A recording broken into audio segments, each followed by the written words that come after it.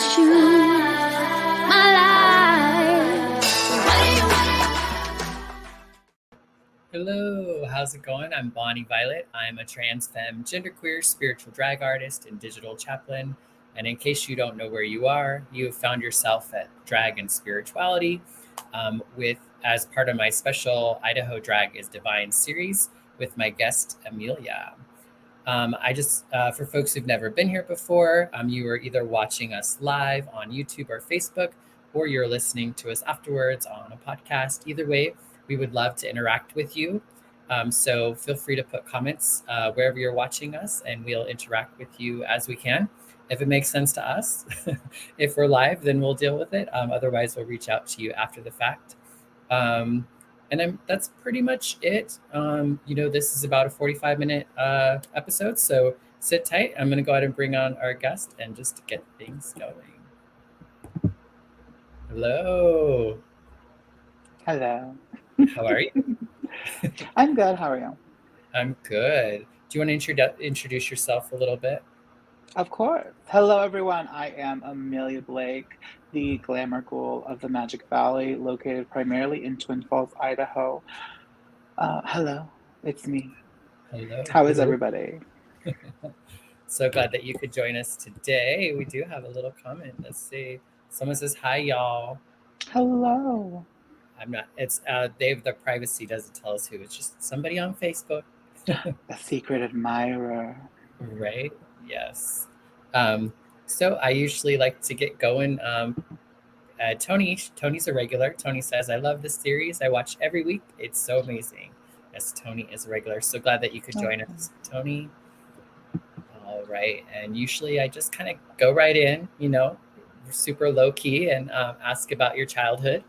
So could you tell me a little bit about what you were taught, or maybe, what your parents or family told you about, say, spirituality or religion, or what your perception was growing up?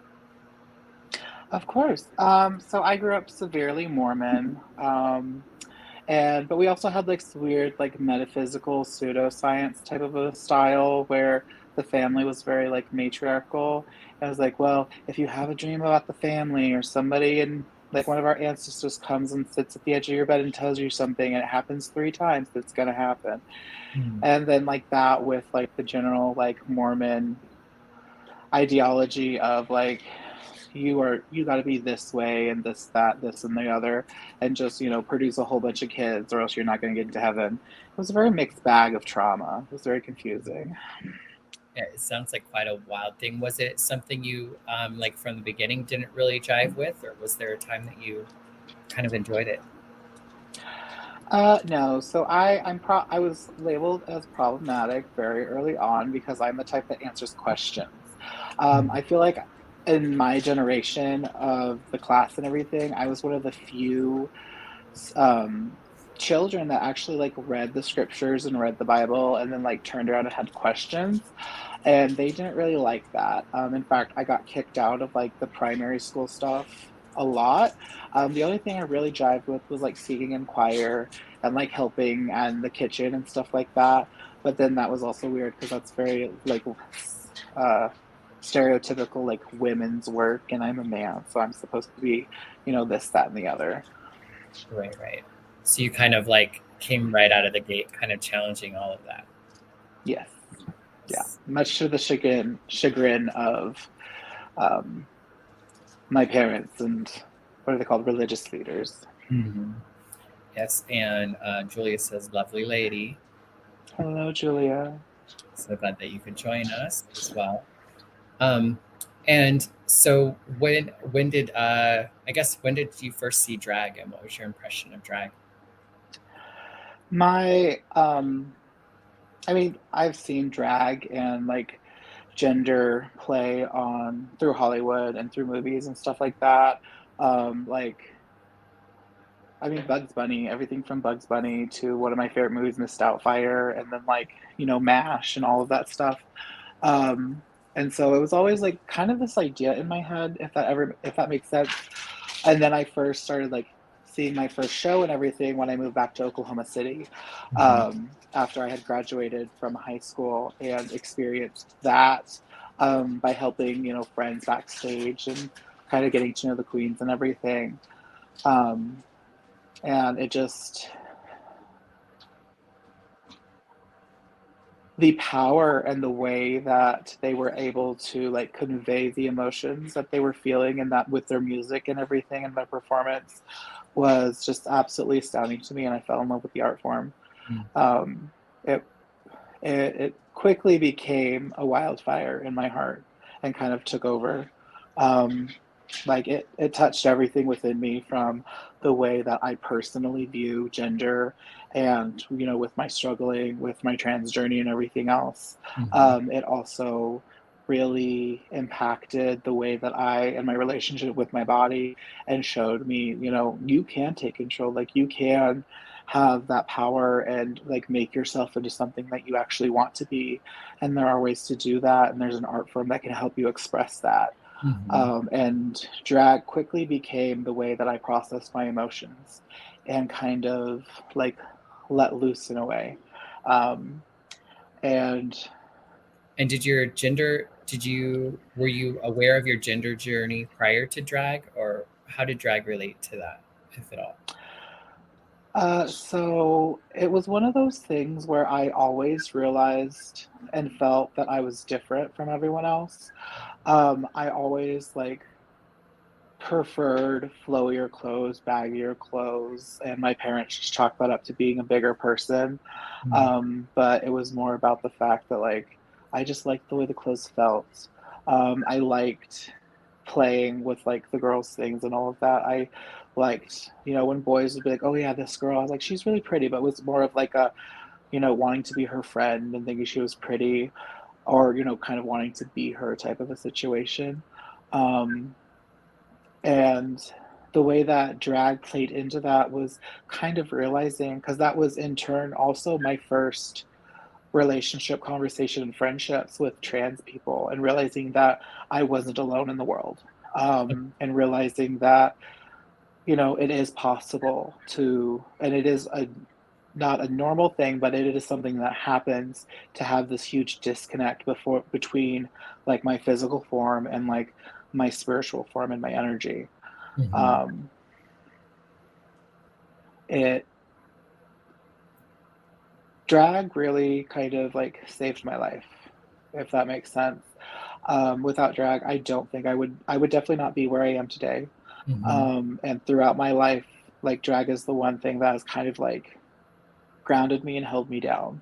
It sounds like it kind of introduced you to people who could kind of help you. Almost it introduced you to yourself, so to speak, but be able to come into yourself through meeting these other folks, right? Through drag.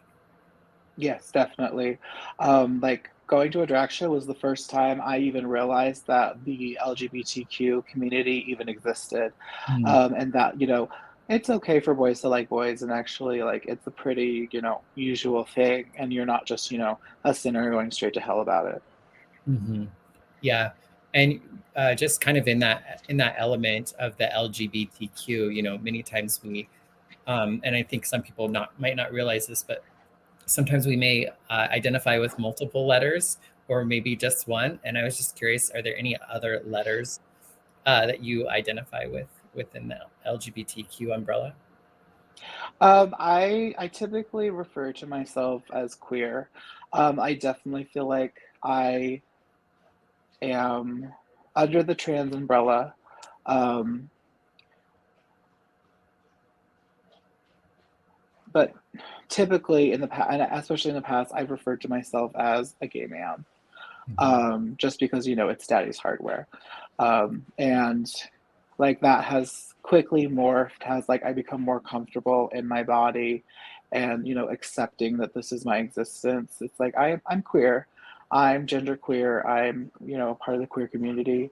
And um, there are other people that not only like are in the same boat as me, but also look up to me, and that's a terrifying thought some of these days. But yeah, I would definitely say like the T, a little bit of the, well, I don't know. I like to say I'm attracted to dick. I'm not necessarily attracted to men. But that's a different conversation. Right, right. Yeah. Yeah, it sounds like the queer kind of falls under the sexual orientation, the gender, kind of all of that.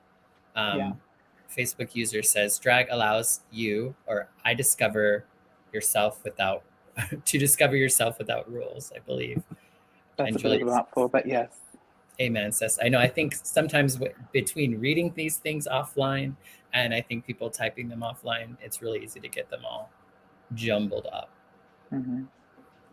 Yeah, definitely. There are no rules to drag in the art form, and that's one of the things that I really love and enjoy about it. In fact, me moving back to Idaho almost 7 years ago Mhm. really helped me realize that like all drag is valid and all drag is art. Because I come from a very stereotypical, he's fine, sorry, the dog, stereotypical pageantry situation. And like the drag is there is always very pretty, very pageantry, very much gown. So coming here, it kind of opened my eyes more to the different levels of drag and the different styles. Mhm. And I've definitely learned a lot more acceptance and enjoyment. And like it's really broadened my horizons drag wise. Great. We have a question. Aria, is it Aria? I think. Sorry that if I Yeah, spelled your name wrong. it's Araya. Araya, thank you. Hmm. Araya asks, "What was your favorite performance you've done?" Oh, good God. I have done so many performances. Before I moved here, I was used to performing Thursday, Friday, Saturday, Sunday, and every other Monday, doing multiple sets of shows, typically 3 shows a night. But I think I really remember and enjoy my, um, my most powerful performance was at Ursula's Battle Royale here in Twin Falls. I performed um, Evanescence, Bring Me to Life. Mhm. And it was the first time that I had ever really like pulled a stunt and I just let like charcoal toothpaste fall out of my mouth and like the crowd lost it. Mhm. And then uh like people were singing along with the song as I was performing and I just felt so incredibly powerful. But that's one of the things that I love about drag is like it allows me to feel powerful. It allows me to create a space that like not only can I celebrate my existence, but like also like the community can come together and celebrate with Yeah, me.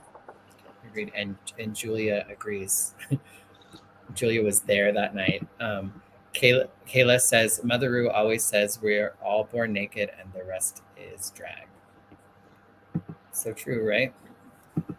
Did you notice how was it going from like Oklahoma City back to Twin Falls? Because it sounds like when you left, you weren't necessarily doing drag and all that, and so kind of coming back, how was that transition for you? Um, I mean, I actually like once I got done with the show, I started like on the road after I'd showered and everything to head back up here. It's a lot different in the fact that like we don't have the level of community that the like we don't have a large community. We don't have a large amount of venues in Twin Falls that are even willing to allow us to produce shows. So right now, like we've had the most amount of shows that I've ever seen in Twin, and it's beautiful and it's amazing. And that's one of the goals that I set myself throughout COVID is to like reach out to venues and like make sure that the local community and local performers know that these venues are open and willing to host us and have us. Um, but it's a lot different in the fact that, it's not, one show after the other. And like, it's more like I can be more methodical. I can be more choosy with the performances I do and the reasons that I do the performances.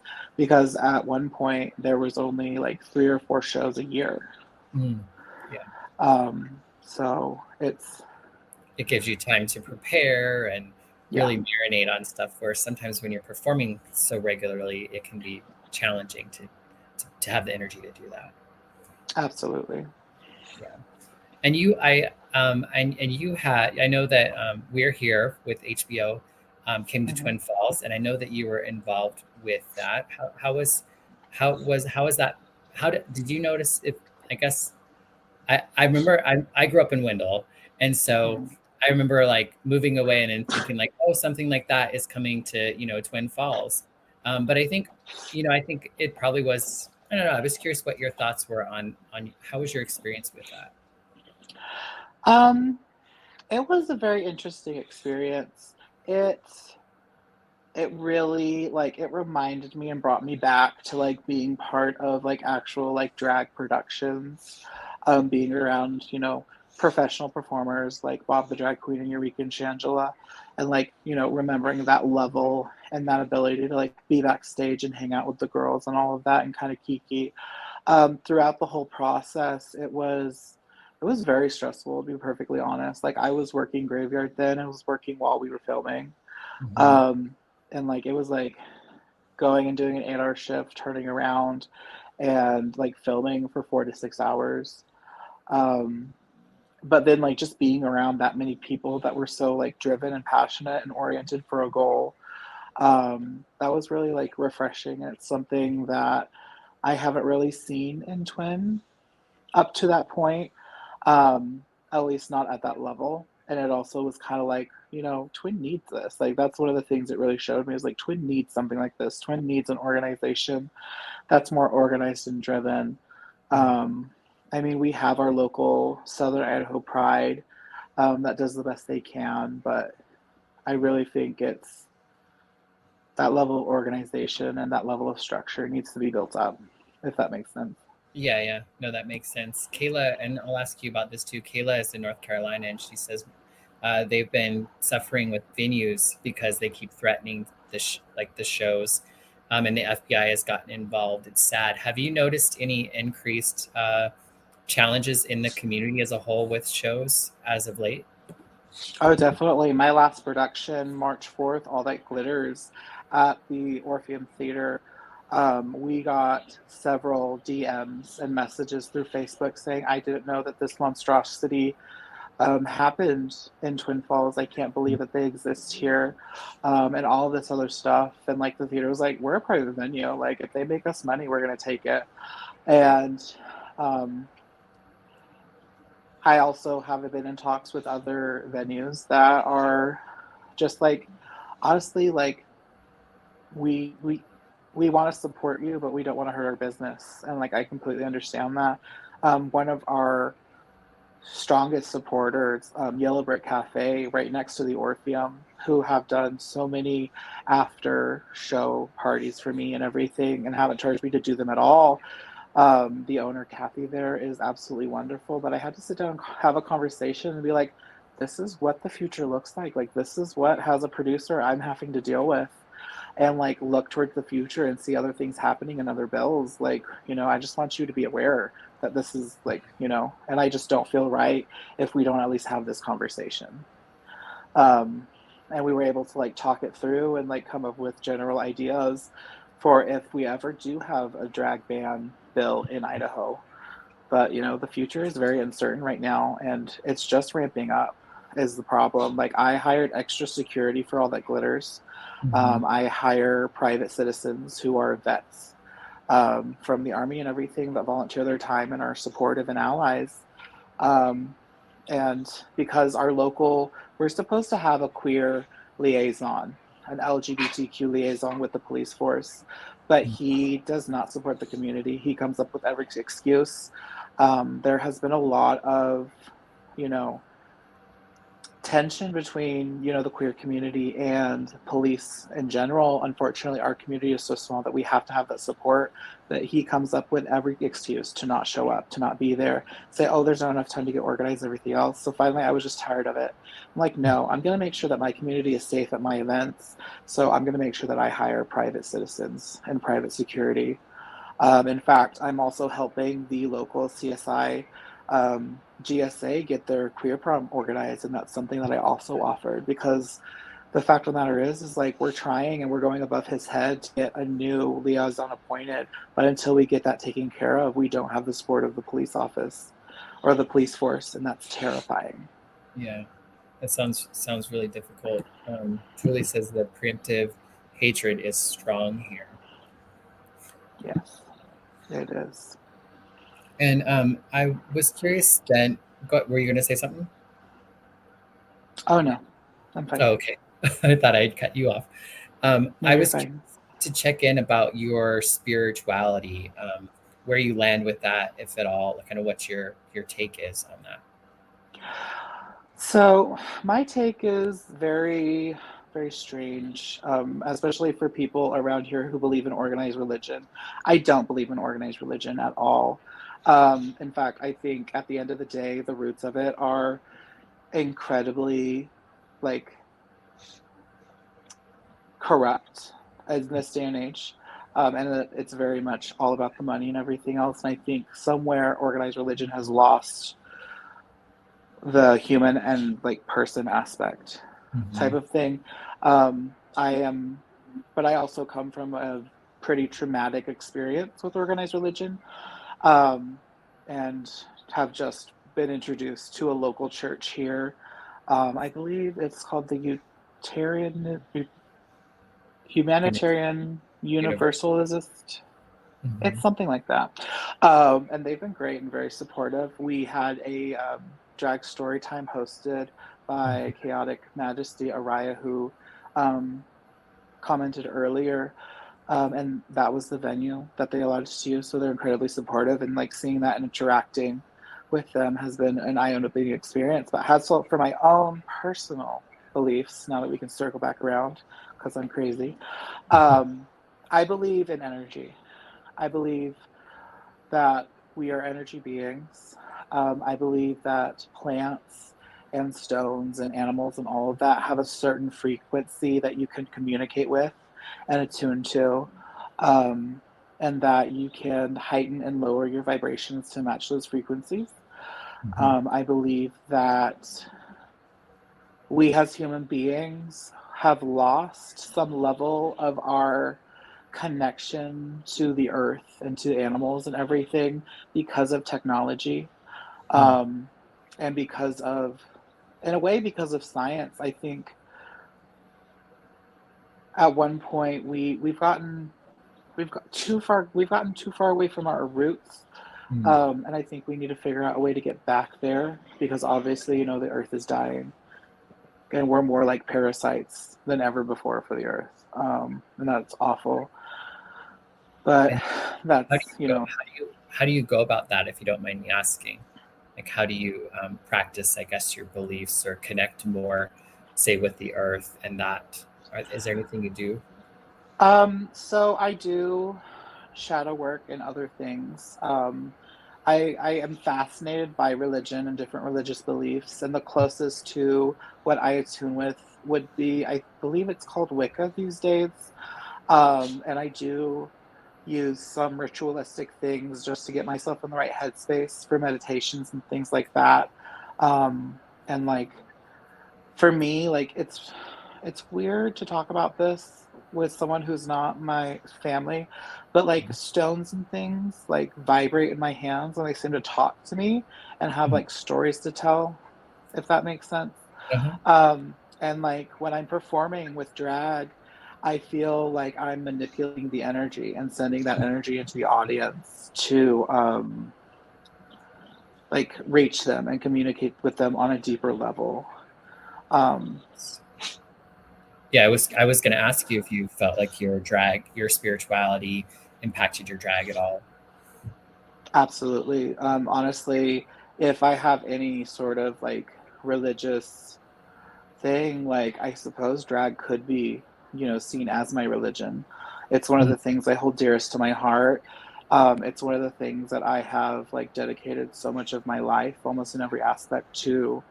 And it's one of the main ways and reasons that I choose to congregate with fellow people, is through drag and that Mm-hmm. sense of community. But yeah, at the end of the day, like, give me a cauldron and, you know, give me two sisters, and you might as well call me the Witch of Drag.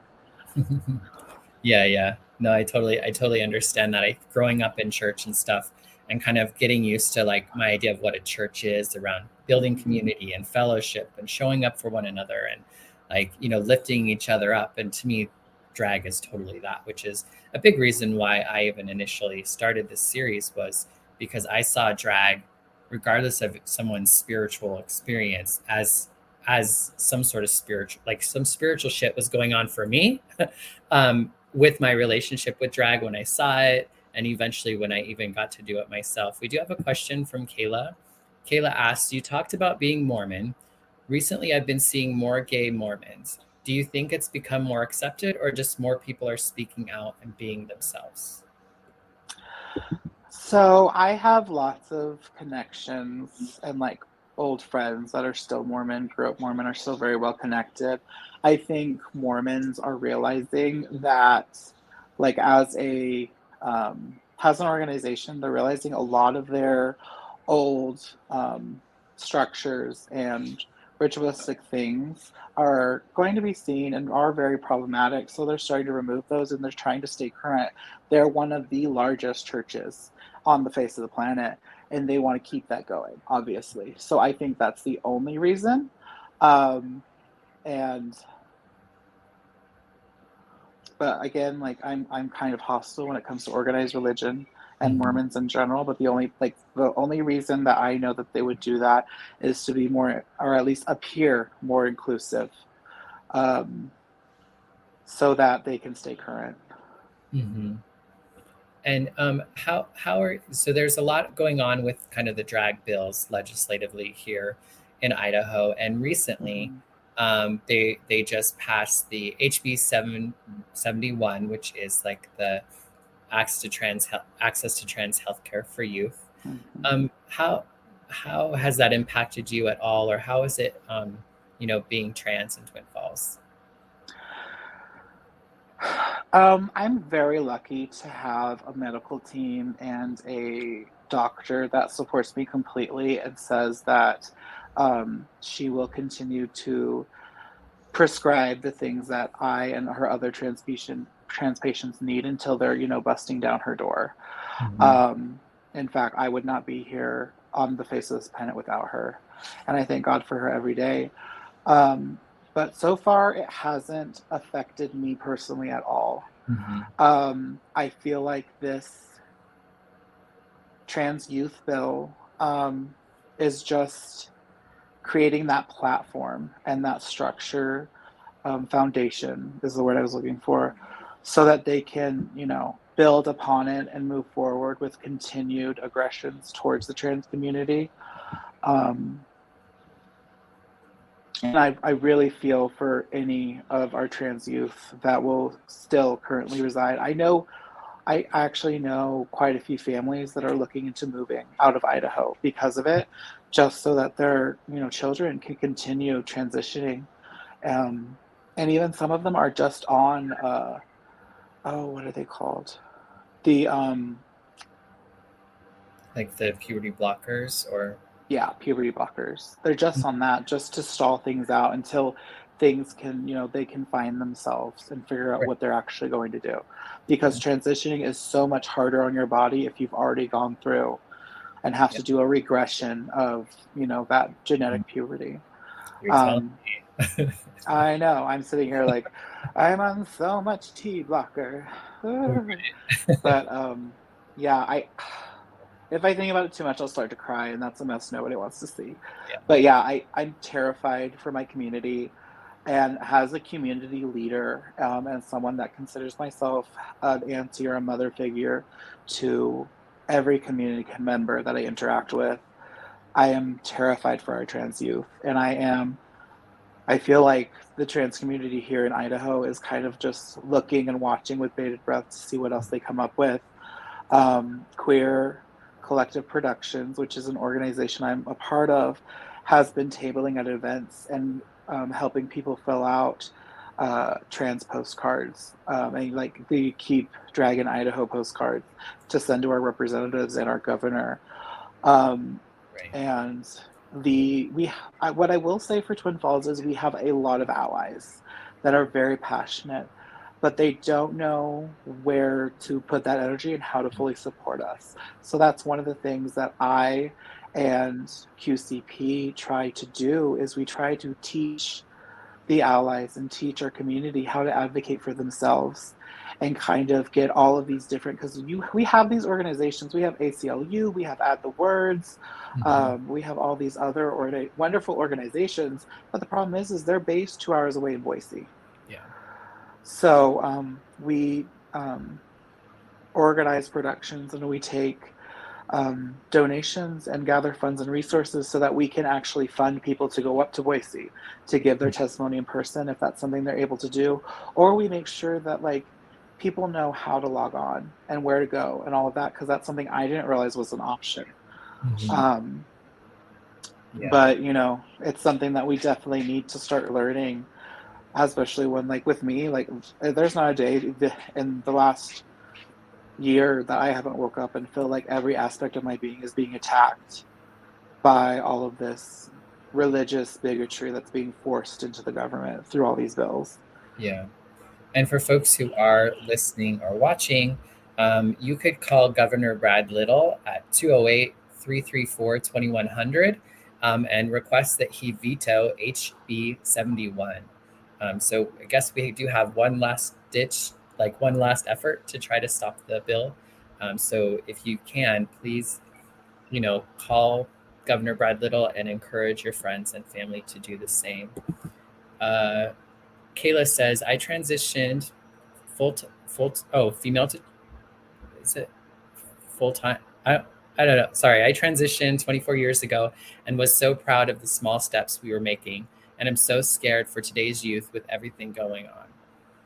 Yeah. Yeah. It's so wild to me as somebody who I think it's really interesting being able to talk with someone kind of growing up in Wendell, and like, I felt like I needed, it's like I couldn't even see my transness or begin to live into my transness as a young person. And I didn't start transitioning till I was 40, and I was in San Francisco, and you know what I mean? It's like, it just feels so unimaginable, kind of what folks are going through today. And sometimes to think of like what it would have been like to have access to, trans healthcare as a young person, like how much pain and struggle potentially could have been avoided. Exactly. Yeah. I definitely agree. And thank you for putting his phone number out there. I was just about to. Yeah. And Julia says, I can't even imagine growing up in Wendell as a queer person. Yeah. I think it was something kind of like that you were talking about earlier. It's like, I didn't really necessarily know who I was. I just knew that I didn't quite fit. And I just didn't know what was different. And I tried to figure it out. I was like, well, maybe I just don't get along at home, or maybe it's school. And church was like a safe place for me, actually, which is how I kind of ended up in church. But, I had so that's why I love that, seeing that there's more activity and more visibly like trans and queer and drag in Twin Falls, because I don't recall really seeing any of that growing up. Visibly, at least. Yeah. I definitely don't remember anything, and I graduated in Hanson, which is only 20 minutes away from Twin. So it's good to like see it and be a part of it and know that it's going on and be more vocal and be more, able to take up space and be that person or that group that is, standing firm and showing that it's okay to be who you are and to figure out who you are, as you grow up. Mm-hmm. What is your hope for your drag? What's the future of your drag? Honestly, one of my main goals right now as an individual is to just share my knowledge and prowess in production and putting together shows and charities benefits and all of that onto the next generation of queers.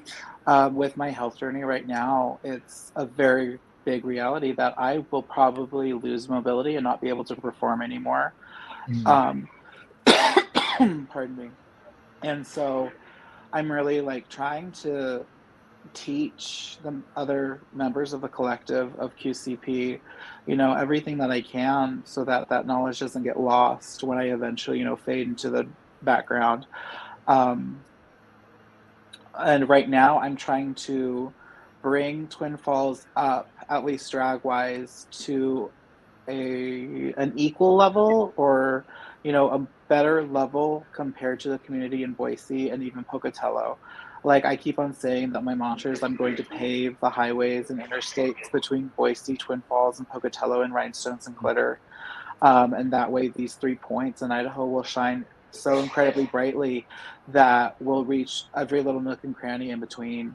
And then eventually, when I get that set up, I hope to be able to travel up to Moscow and reach the queer community up there. Um, but that's in 5 to 6 years, Yeah. hopefully. Yeah, there is a lot of drag all over Idaho. That's one thing that's Mhm. been great about this series is getting to connect with folks in Pocatello and Coeur d'Alene and Twin Falls. And so it's been really fantastic to kind of hear that. Yeah, I've loved watching it so far. Yeah, so far so good, huh? And Kayla says, not just for that, but also a lot of us, we had to educate our healthcare providers on unique needs for trans people. And I think that's a common experience for many of us, that, oftentimes we're expected to know more than what our providers are. And there's like a lot of great people who are willing to maybe, take care of us and provide us the care, but they just haven't had the experience or Yeah. access to the education or information. Yeah, it was incredibly frustrating trying to figure out my health journey, and going through that process several times over. I actually went through 6 or 7 doctors before I finally found my doctor, and it Mhm. was just a repetition of trying to educate them about that, trying to educate them about I want to be healthy enough to do this, and then just being like, well, if you don't drop 300 pounds and XYZ and stop being a smoker and stop eating candy and stop doing all this stuff, then you're gonna die. And they just would not budge on that. And I was like, okay, well, goodbye. Auf Right. Wiedersehen. But you did finally find a good provider. Yes, I finally found a good provider who understands my needs, and who can help educate me on exactly what my needs are, but also put me in touch with the best, minds and providers or specialists in the Twin Falls and surrounding area. Mhm. My doctor is absolutely amazing. Right. And what would you say to a young person or any person really who's in the Magic Valley who is potentially, maybe curious about drag or wants to see drag or support drag? What would you say to them? Well, the first thing I would say is, join, if you have Facebook and social media, join the local Southern Idaho Pride Facebook group. And then you can see, I know I advertise there all the time. Um, and follow Queer Collective Productions on Instagram and Facebook, because we are working on and actually have one scheduled on April 30th at Yellow Brick Cafe, an all ages loteria that we're hoping to have, at least every other month, and Mhm. hope to move it towards every month, so that we have those spaces where young people can come and enjoy drag and see drag and have a good time with their families. Mhm. And what would you say to a person who is considering drag? Um, Good luck. Drag can get very expensive very quickly. So, think think outside of the box. Also, like, if you see someone who is like really inspires you as a performer, like, reach out to them privately. Like, don't be afraid to reach out. I know I get, um newer performers and I call them little queerlings, like new trans beings and new, even just like cross dressers that reach out to me. I'm like, you're so pretty. Like, how do you do this? And da, da, da. I was like, okay. And like, before COVID, I had like a semi-annual Facebook group that, or not Facebook group, but little Zoom meeting that, we would sit down and just play in makeup and stuff and talk and chat. But don't be afraid to reach out and ask people Yeah. and try to find someone local. And if you can't, then, reach out and see if they message you back. The worst they can say is no, and no is not a hateful thing. Yeah, yeah. Yeah, I think that's the big thing is just do it. Try not to let anything really create barriers and ask for help. and tap into Exactly. your community, because there are people that are probably more than willing to would love to like show you how, or answer questions, or that sort Yeah, of stuff. Yeah. And that's what we call drag family, exactly. Yeah, it's such a beautiful it's a beautiful part of the queer community, is the way that we're able to kind of create our chosen family. And drag has a very, I think, special place in that sort of queer family making as well. Yes, I agree. Great. We have just a couple minutes left, and I just wanted to give you an opportunity to bring up something maybe that we haven't been able to speak to yet, or for you to speak more on something that we've already spoken on. And for folks who are watching, feel free to ask a question now. We have about 3 minutes left of the show.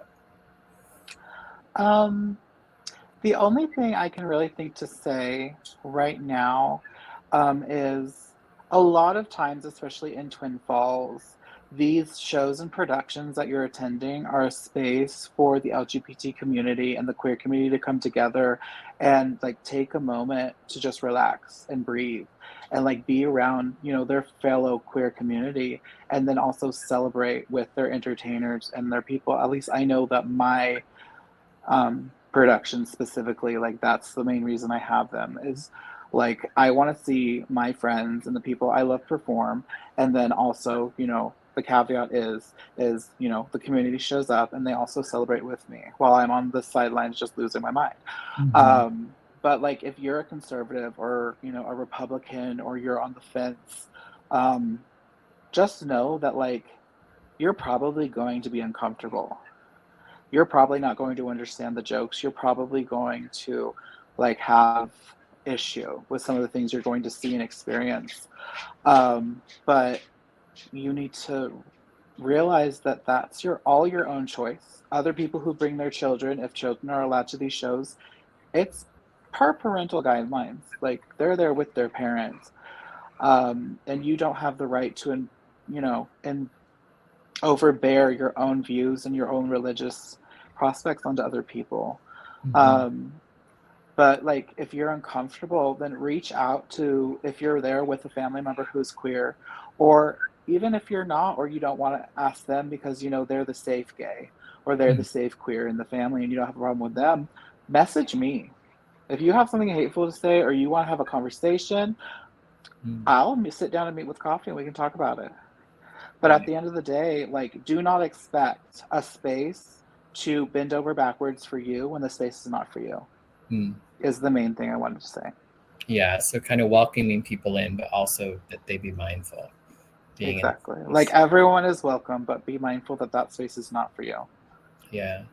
Well, thank you so much. I'm so glad that you are able and willing to meet with me tonight and have this conversation. I'm looking forward to getting to know you more and spending time with you. And to folks who are listening and watching, be sure to find a way to experience joy and experience connection. And if you're feeling funky, try to connect with someone, I know there's a lot. I know I've had a very difficult time today in particular, to be honest, with just things just kind of getting to me. So Hmm. it's important to know that that's going to happen, and also Hmm. try to find ways to connect with others and to find joy, because our life is not just a struggle, and it's not just about what other people want to say about us. Exactly. It's like my granny always used to say, sometimes you just got to go out there and touch some grass to realize, what level Exactly. you're on. Yeah, definitely. All right, well, take care, everyone, and keep an eye out next week. I haven't set the date yet, but Lavender will be the next guest, and so keep an eye out for promos and all that sort of stuff. All right, take care, everyone. Absolutely. Have a good Have a night. wonderful night. Uh-huh. Goodbye.